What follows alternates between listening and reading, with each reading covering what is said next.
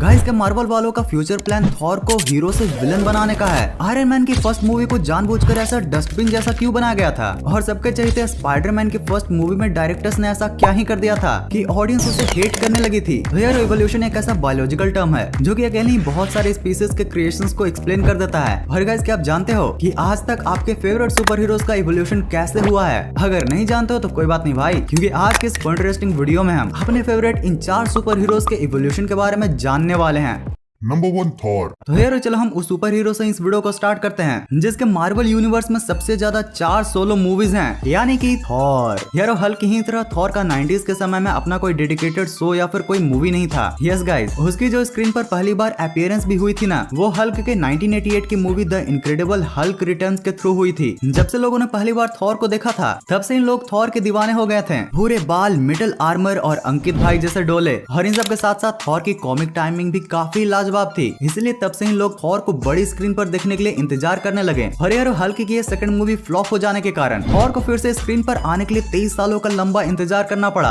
अब थॉर की सबसे पहले सिनेमैटिक अपीयरेंस 2011 में हुई थी, जिसमें हमारे द ग्रेट सुपर हीरो को बस पार्टी करनी होती थी। बस फिर क्या था, ओडिन जो थॉर के पापा थे वो अपने इस पार्टीबाज बेटे को लेकर काफी टेंशन लेने लगे थे कि आखिर उनके इस नालायक बेटे का क्या होगा। और तभी से थॉर को वर्दी बनाने के लिए ओडिन ने हमारे सुपर हीरो को धरती पर भेजा। अब धरती पर आते ही थॉर ने एक मॉन्स्टर को हरा दिया जिसको असल में उसका भाई लोकी ही कंट्रोल कर रहा था। बस फिर क्या था, थॉर भी अपने पापा के नजरों में खीरा से हीरा बन गया। अब यार कुछ इसी तरह टाइम एंड मूवीज के साथ साथ थॉर का इवोल्यूशन होता रहा। जब 2012 में एवेंजर्स की मूवी लॉन्च हुई थी तो उसमें थॉर के न्यू हाफ सूट को भी दिखाया गया था। फिर 2017 तक थॉर में थोड़े मोड़े चेंजेस करके ऑडियंस के सामने दिखाया गया। बट फिर 2017 की थॉर रैग्नारॉक में भाई हमारे भाई का बिल्कुल नया ही मॉडर्न लुक देखने को मिला। भाई छोटे बालों के साथ थॉर का वन आई लुक, वाह। अब अगले साल 2018 के एवेंजर्स इन्फिनिटी वॉर में थॉर को अपना नया वेपन स्टॉर्म ब्रेकर भी मिलता है, जिसको जब वो थैनोस के सीने में डालता है, भाई लिटरली क्या एपिक सीन था यार।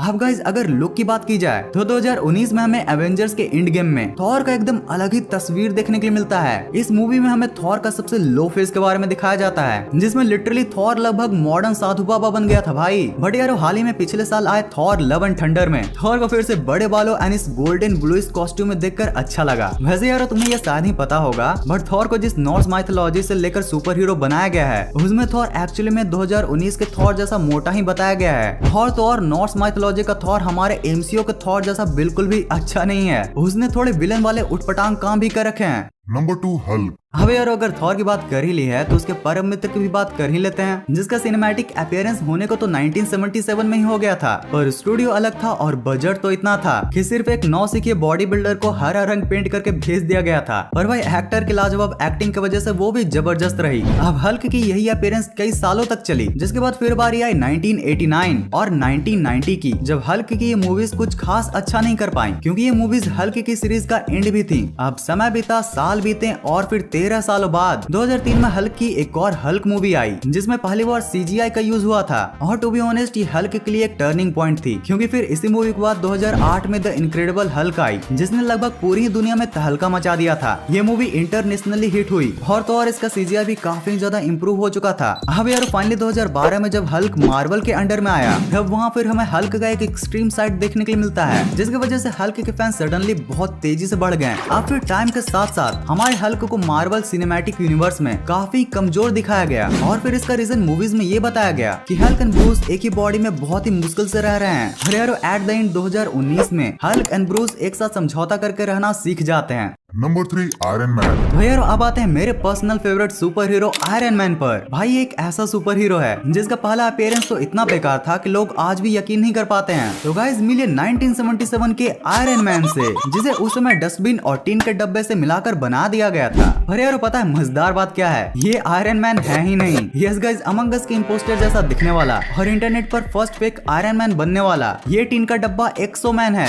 जिसकी स्टोरी भी कहीं ना कहीं आयरन मैन जैसी ही है। लाइक इसका भी हीरो एक जीनियस कॉलेज प्रोफेसर होता है जो कि मॉबस्टर्स के अटैक की वजह से पैरालाइज्ड हो जाता है। अब टोनी स्टार्क की तरह ये प्रोफेसर भी अपनी जान बचाने के लिए और फिर बदमाशों का बैंड बजाने के लिए ये सूट बनाते हैं। अब यारो इसकी इसी सिमिलर स्टोरी की वजह से बहुत से मार्वल फैंस को ये लगता है कि यही 1977 की एक्सो मैन ही आयरन मैन की फर्स्ट मूवी थी, बट एक्चुअली में यार वो आयरन मैन की फर्स्ट मूवी 2008 वाली ही थी, जिसमें हमें टोनी स्टार्क के 3 सूट, पहला बल्कि मार्क 1, दूसरा शाइनी मार्क 2 एंड फिर तीसरा proper iron man classic mark 3 देखने को मिलता है। अब पहली मूवी सुपरहिट होने के बाद जब 2010 में इसके पार्ट 2 को लॉन्च किया गया था तो उसमें हमें फिर से 3 suits mark 4, 5 and triangular arc reactor वाला मार्क 6 भी देखने को मिला था। फिर इसके जस्ट 2 साल बाद आए द एवेंजर्स में हमें मार्क 7 एंड गोल्डन सूट यानी मार्क 42 देखने के लिए मिला था। और भाई ये सब तो द आयरन लीजन आर्मर्स के सामने बच्चे लगते हैं, जिसको सबसे पहली बार 2013 के आयरन मैन 3 में दिखाया गया था। भाई इसमें तो आयरन मैन के सूट्स की पूरी फौज ही दिखाई जाती है।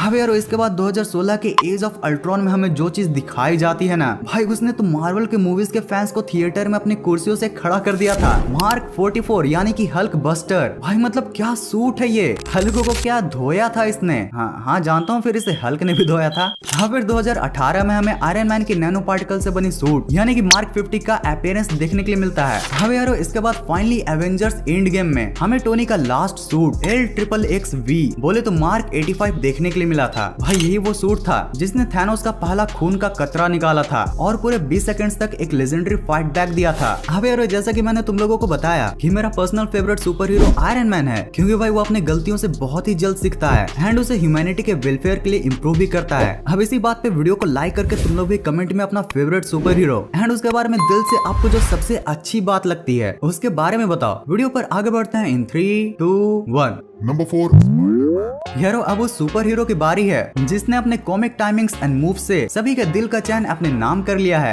यारो 1977 में जब पहली बार पीटर पार्कर स्पाइडरमैन बनकर the amazing Spiderman TV series में अपीयर हुआ था, तब उसका पहला इंप्रेशन काफी बेसिक और कॉमिक से काफी ज्यादा मिलता जुलता था, और वो भी ऐसा कि जिसे देखकर कोई भी डर जाए। फिर 1978 में जब ये वापस नजर आया तो भाई इसका लुक ऐसा था मानो इसको खुद ही की नजर लग गई हो। और गाइस कमाल की बात तो ये थी कि इसका ये लुक भी लोगों को पसंद आ रहा था, और वो भी इतना ज्यादा कि मार्वल वालों ने किसी की सबसे ज्यादा मर्च बेची है तो फिर वो स्पाइडरमैन की ही है। अब यार फिर 2002 में जब स्पाइडरमैन की फर्स्ट आइकॉनिक मूवी आई तो फिर वो इतना ज्यादा पॉपुलर हुई कि फिर 2004 में उसका part 2 way better CGI and screen play के साथ निकाला गया। यार इस आइकॉनिक मूवी के आज भी कई सारे मीम काफी ज्यादा फेमस हैं, जैसे कि टोबी मैगवायर का डांस।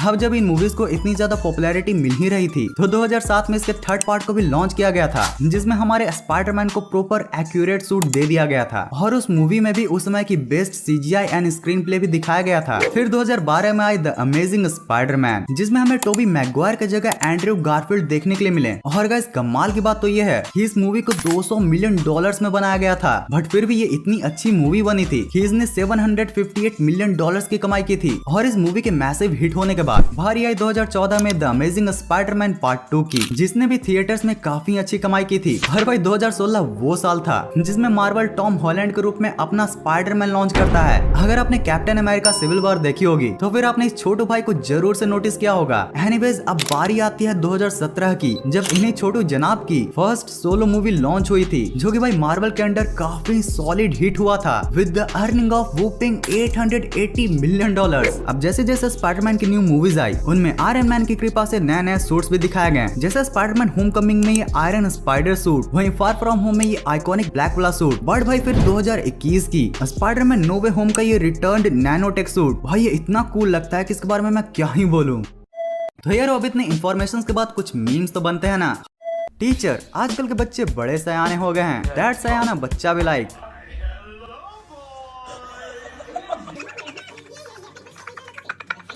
दूध वाला after mixing water in milk.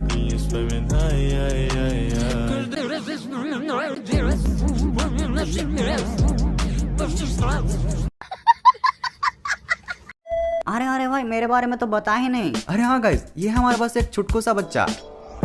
छुटकू सा ओ जी बच्चा, मम्मी जरा खिला के देखा मुझे सब्जियां।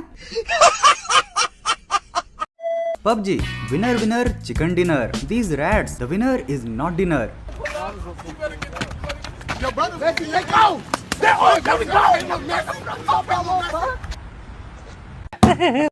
तो यारो बस आज के इस वीडियो के लिए इतना ही था। अगर आपको इस वीडियो का पिछला पार्ट को देखना है तो आपके लिए है ये वाली वीडियो, और अगर इसे आपने देख लिया है तो भाई फिर आपके लिए है ये वाली फन इंटरेस्टिंग वीडियो। इस वीडियो को पूरा यहाँ तक एंड तक देखने के लिए दिल से thanks for watching this entire video.